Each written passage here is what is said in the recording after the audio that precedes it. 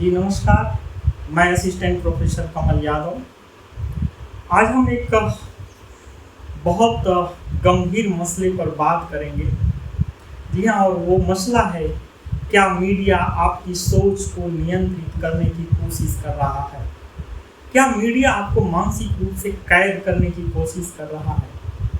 क्या आप वैसा ही सोच रहे हैं जैसा मीडिया या उसको नियंत्रित करने वाले लोग सोच रहे हैं? अब सवाल उठता है दोस्तों कि कोई आपको मानसिक रूप से क्यों नियंत्रित करना चाहता है? मीडिया आपको मानसिक रूप से क्यों नियंत्रित करना चाहता है? तो इसके लिए सबसे पहले हमें ये समझना होगा कि मीडिया कौन है, मीडिया है क्या, इसको नियंत्रित करने वाले लोग कौन हैं, और ये आपको मानसिक रूप से क्यों नियंत्रित करना चाहता है।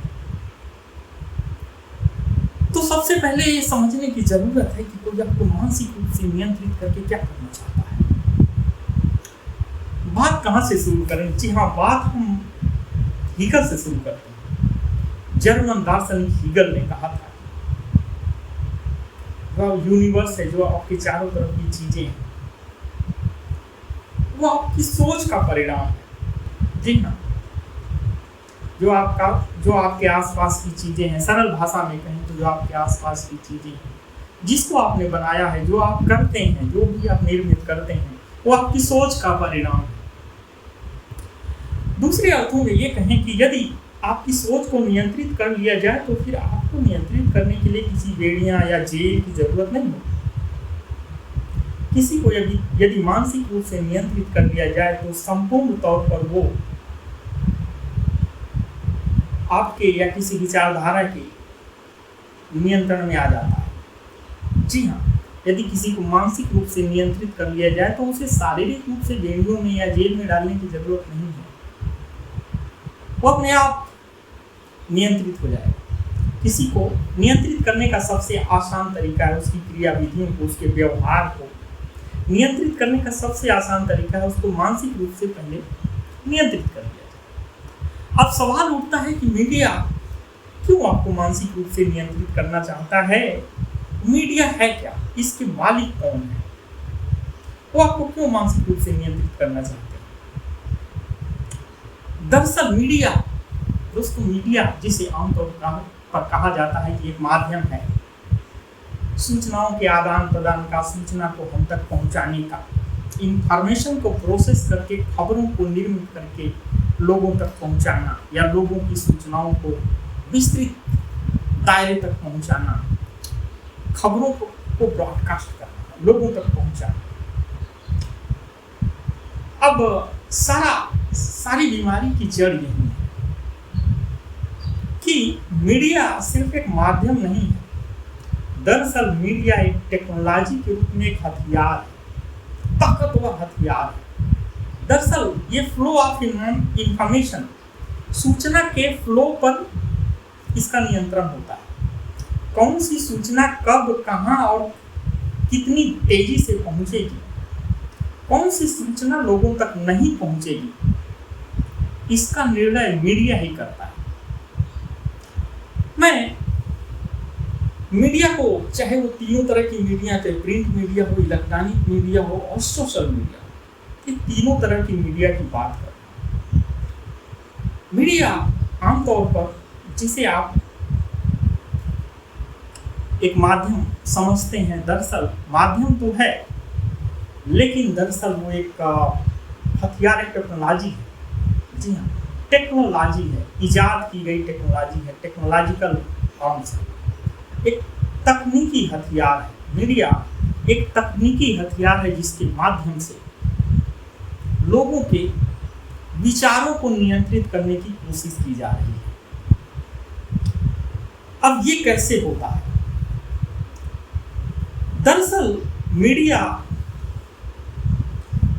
खबरों में मनगढ़ंत कहानियों को मिलाकर, जी हाँ, खबरों में मनगढ़ंत कहानियों को मिलाकर बेचता है। जिसे आप खबर समझते हैं, दरअसल वो कहानी होती है, और कहानी के माध्यम से आप कल्पना लोक में ले जाने की कोशिश की जाती है। दरअसल आदमी और जानवर में कुछ मूलभूत अंतर होता है। इजराइल की हिब्रू यूनिवर्सिटी के इतिहासकार युवाल नोह हरारी कहते हैं कि जानवर किसी पे विश्वास नहीं करता है, वो कल्पना भी नहीं कर सकता। आदमी की एक खूबी होती है, वो कल्पना करता है, वो इमेजिन करता है, वो विश्वास करता है। ये आदमी की ताकत भी है, ये कमजोरी भी है। ये बात उन्होंने सेपियंस में, अपनी प्रचलित किताब सेपियंस में युवाल नोह हरारी ने ये बात कही कि आदमी को कहानियां पसंद होती हैं, वो कल्पना करता है, कल्पना लोक में चला जाता है, कहानियों पर वो विश्वास कर लेता है, उसे पसंद होती है। और मीडिया व्यक्ति के चाहे इसी गुण या दोष, गुण इस तरह के हैं कि गुण इसे ऐसे कह सकते हैं कि व्यक्ति भरोसा करता है, विश्वास करता है, इमेजिन करता है। यदि वो इमेजिन करता है तो उसके पास नई नई चीजें खोजने की ताकत है, एक ताकत है। भरोसा समन्वय पैदा करता है। यदि आप ट्रस्ट करते हैं तो संगठन बना सकते हैं और संगठन से ताकत हासिल कर सकते हैं, तो ये गुण है। लेकिन वही भरोसा नुकसानदायक, भरोसे का नुकसान, आंख बंद करके यदि आप भरोसा करते हैं तो उसका नुकसान ये होता है कि आप बहुत कुछ गंवा देते हैं। भरोसे को तोड़ करके धोखा दिया जाता है। दरअसल राजनीति और व्यापार में भरोसे का ही सौदा किया जाता है, लोगों के भरोसे को जीता जाता है। कहानियों के माध्यम से लोगों के ट्रस्ट को, भरोसे को हासिल किया जाता है, जीता जाता है।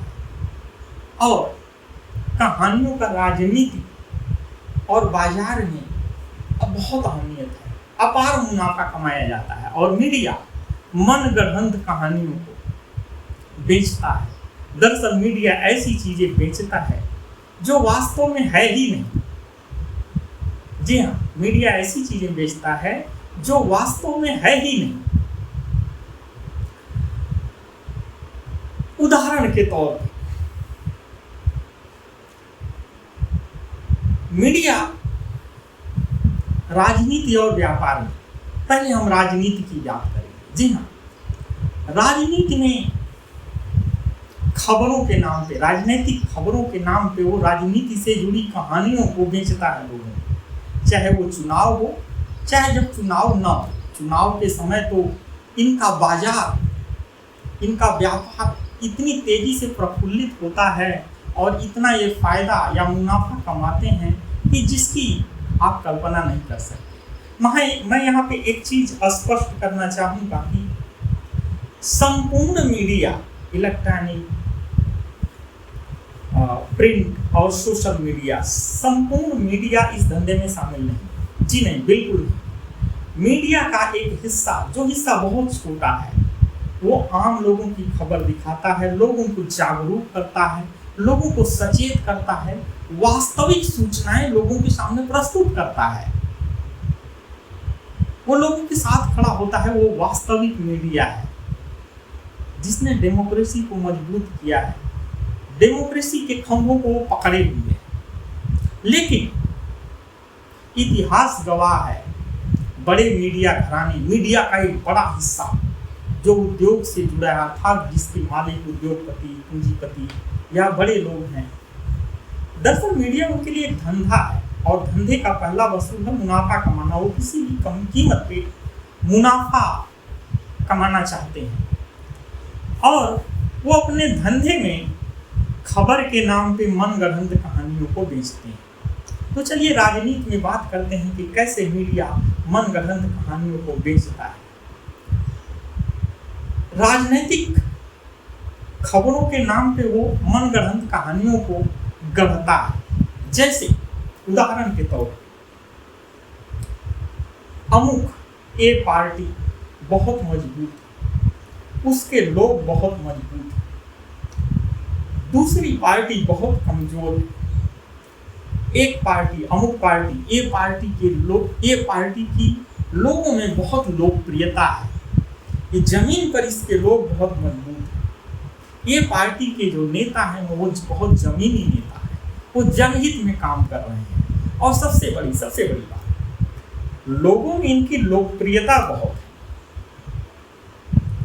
अब सवाल उठता है दोस्तों, 140 करोड़ की जनसंख्या लगभग इस देश में मानी जाती है। जनगणना तो अभी होगी तो वास्तविक स्थिति पता चलेगी।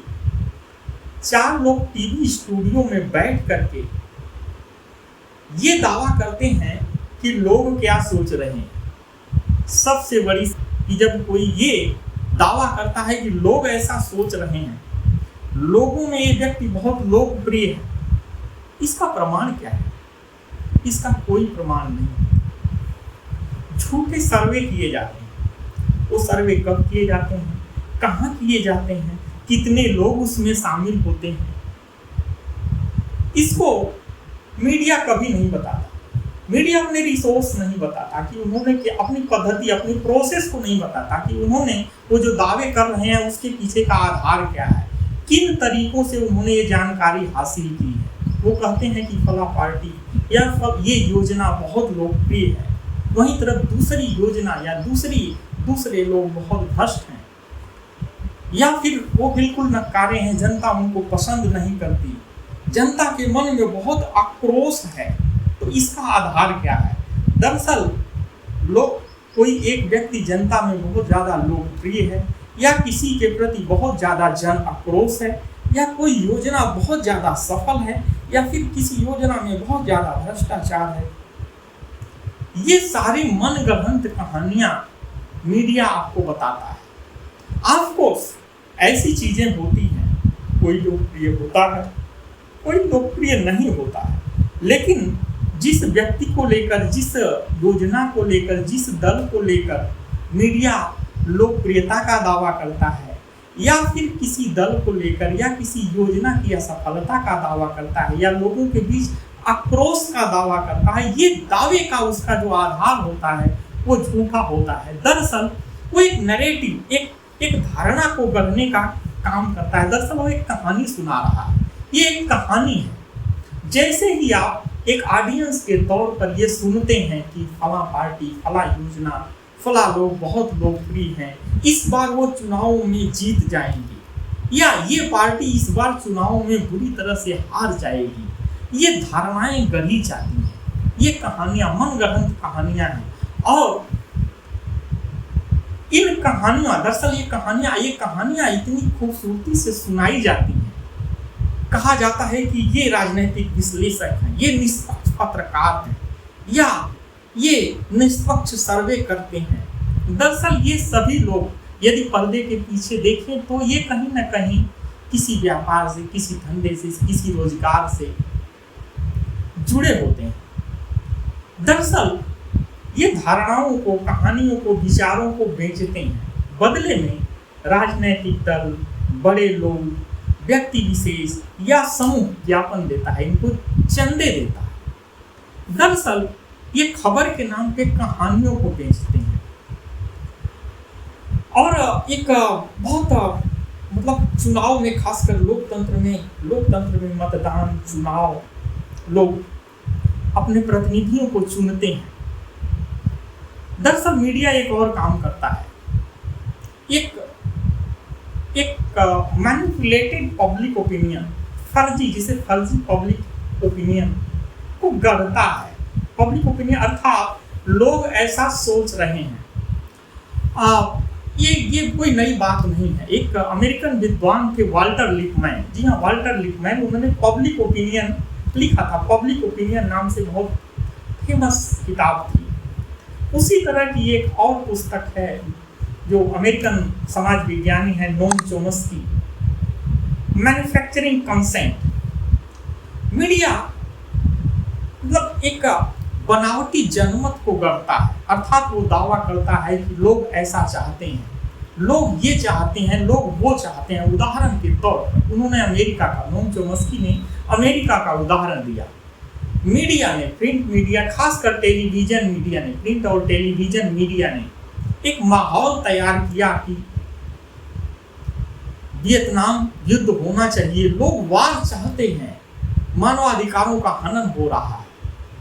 इसी तरह से मीडिया ने एक नैरेटिव गढ़ा, अमेरिकन मीडिया ने, और लोगों के सामने इराक के बारे में कि इराक के बारे में WMD है, वेपन ऑफ मास डिस्ट्रक्शन, या रासायनिक हथियार हैं, रासायनिक और जैविक हथियार हैं, वो मानवता के लिए खतरा है और इसलिए इराक पर हमला जरूरी है। ये मीडिया का नरेटिव था, मीडिया की गढ़ी गई कहानी थी, क्योंकि बाद में जब अंतर्राष्ट्रीय स्तर पर कमेटी गठित की गई, इसकी जांच की गई, तो पता चला कि इराक में WMD थे ही नहीं, वेपन ऑफ मास डिस्ट्रक्शन नाम की कोई चीज वहां पे थी ही नहीं। सद्दाम हुसैन के पास जैविक हथियार नहीं थे, लेकिन मीडिया का ये नैरेटिव गढ़ा गया।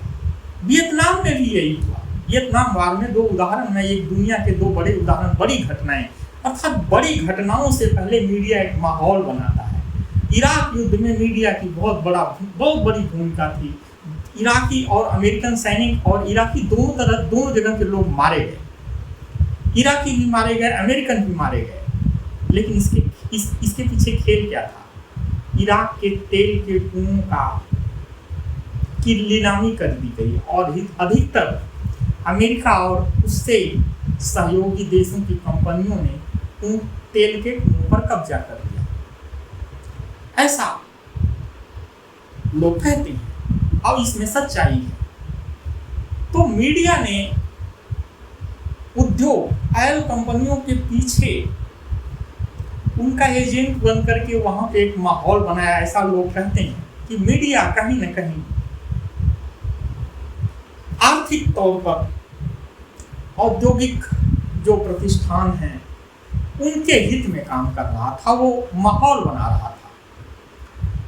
तो इस तरह से अनगिनत उदाहरण भरे पड़े हैं जहां मीडिया कहानियां बनाता है, खबर के नाम पे कहानियों को बेचता है और लोग उस कहानियों पर भरोसा कर लेते हैं। उदाहरण के तौर में राजनीति समझौता, सौदेबाजी और प्रतियोगिता की प्रक्रिया है, जहां पे राजनीतिक दल और संगठन सत्ता प्राप्त करने की कोशिश करते हैं और सत्ता प्राप्त करने के बाद वो अर्थतंत्र पर कब्जा कर लेते हैं और अर्थतंत्र पर करने के बाद वो ये इस बात का निर्णय करते हैं कि किसको क्या मिलेगा। तो राजनीतिक सत्ता और अर्थतंत्र से मीडिया का गहरा नाता है। दरअसल मीडिया इनका एजेंट है। मैं यहाँ पे फिर एक बार कहूंगा कि इसमें संपूर्ण मीडिया शामिल नहीं है।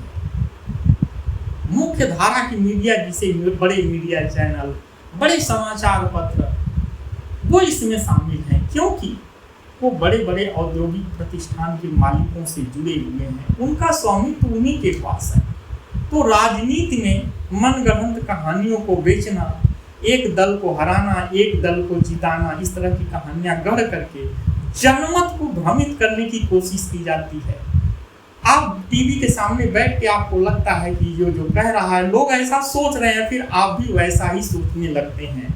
व्यक्तिगत सोच पर सामूहिक सोच का असर पड़ता है। मीडिया इस चीज का बड़ी ही खूबसूरती से फायदा उठाता है। आगे की बातें अगले एपिसोड में। नमस्कार, बहुत बहुत धन्यवाद।